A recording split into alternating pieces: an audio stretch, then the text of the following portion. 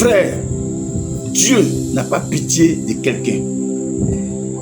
Dieu ne se sent rien par rapport à une pitié pour quelqu'un.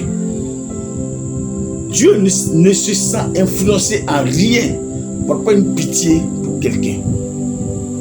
C'est pour te dire que Dieu ne se sent pas dans l'obligation de faire quelque chose pour toi parce que tu fais pitié. Dieu ne se sent pas dans l'obligation de réagir, de donner parce que tu fais pitié. Dieu n'a pitié de personne. Dieu, il est Dieu et il reste Dieu. Alors, comment faire pour contraindre Dieu à faire quelque chose pour nous? Comment faire pour amener Dieu dans l'obligation à faire quelque chose pour nous? Comment nous comporter afin que Dieu se sente dans l'obligation de faire quelque chose pour nous? Quand nous nous comportons de façon à faire pitié, que Dieu nous donne, c'est archi faux. Dieu n'a jamais réagi envers quelqu'un, il n'a jamais donné quelque chose à quelqu'un parce que la personne fait pitié. Dieu, il est Dieu.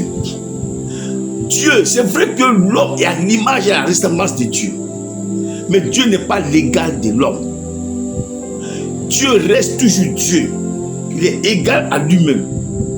Alors, comment faire pour amener ce grand Dieu, ce créateur béni éternellement, le Dieu qui a fait toutes choses, alors lui qui est le créateur des choses visibles et invisibles, comment l'amener, comment le pousser à se sentir dans l'obligation de faire quelque chose pour toi? Comment amener Dieu à faire quelque chose pour nous? L'homme n'est pas l'égal de Dieu. L'homme est une création de Dieu. Alors, il faut que nous le sachions, que Dieu n'éprouve jamais de pitié, mais il a de la compassion et de la miséricorde.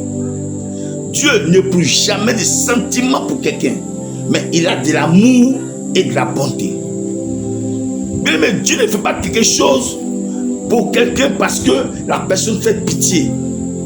Dieu ne fait pas quelque chose pour quelqu'un parce qu'il est sentimental. Dieu ne regarde pas toutes ces choses. Dieu s'appuie sur sa parole. C'est ce que sa parole recommande qu'il fait. C'est ce que sa parole dit qu'il fait. Dieu ne fait rien en dehors de sa parole. Dieu n'est concerné en rien en dehors de sa parole. En dehors de sa parole, tout ce qui se déroule n'intéresse plus Dieu. Tu veux que Dieu tourne vers toi. Tu veux que Dieu regarde vers toi. Alors il faut que tu poses les actes selon sa parole pour qu'il regarde vers toi. C'est la parole de Dieu qui l'engage. En Jérémie chapitre 1 verset 12, la Bible dit: je veille sur ma parole pour l'exécuter. Dieu ne se concentre que sur sa parole. Dieu ne s'intéresse que à sa parole.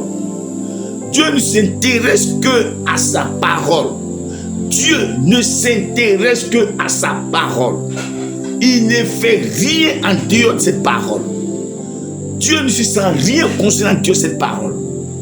Si quelqu'un donne l'impression de faire pitié, si quelqu'un donne l'impression d'éprouver de la pitié pour lui, Dieu ne regarde pas ça.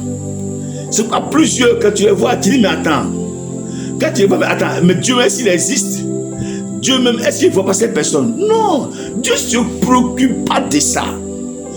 Tout ce qui sort du cadre de la parole de Dieu, Dieu ne se sent point engagé à cela. Tout ce qui sort du cadre de la parole de Dieu, Dieu ne se sent en rien concerné pour ça. Dieu ne regarde que sa parole. Dieu ne se concentre que sur sa parole. Et sa parole seule qui l'intéresse. Alors comment toi tu vas te comporter? Comment nous allons nous comporter pour contraindre ce Dieu à faire quelque chose pour nous? Même plusieurs ont ce secret. Mais seulement tu n'as pas ce secret. C'est pourquoi tu te plains à chaque fois. Et même tu vas me dire, mais est-ce que Dieu ne me voit pas? Tu vas me dire, mais est-ce que Dieu ne sait pas? Dieu sait, Dieu voit. Mais c'est quand tu poses ton problème que Dieu alors prend acte du problème. Selon les Écritures, il n'a rien que quelqu'un puisse se lever pour le faire qui n'engage en rien les Écritures et pour lequel Dieu va réagir. Dieu n'a jamais réagi envers quelqu'un pendant que ce qu'il a fait, ou ce qu'il veut, ou ce qu'il engage, alors ne tiens rien concernant les Écritures. Dieu, il est Dieu, fidèle à sa parole, fidèle à ses Écritures, fidèle. Alors bien, comment tu vas donc te comporter? Comment nous allons nous comporter pour que ce grand Dieu-là, alors, puisse faire quelque chose pour nous? Comment nous allons nous comporter? Voilà, je rends gloire à Dieu et je bénis notre Seigneur. La prochaine fois, nous allons continuer sur cet enseignement-là. Et voilà, Dieu fait la grâce. Shalom.